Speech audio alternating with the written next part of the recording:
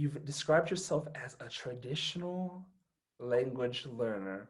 That's So true. Should I expound upon that? I think you're going to need to, because it's like we're in Yeah. the language learning community, and that I feel like you say that and people are just like, what?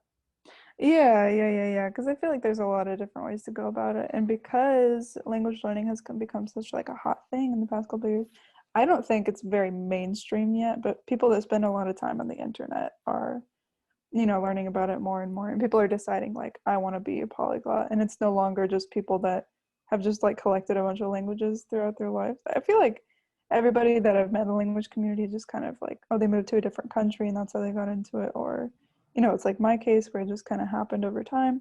Now people are just like, oh, they have like 10 flags in their bio, these are my goals, and it's like, whoa.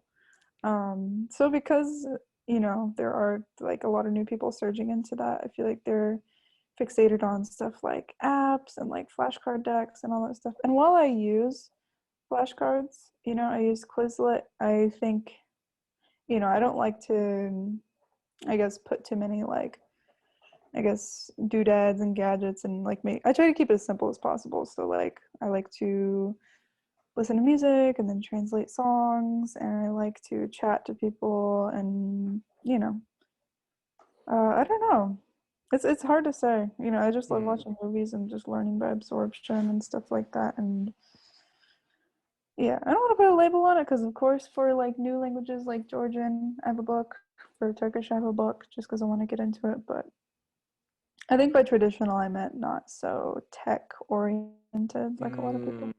And I don't feel any type of superiority for that. It's just like what works for me, because I spend all day on the screen anyway.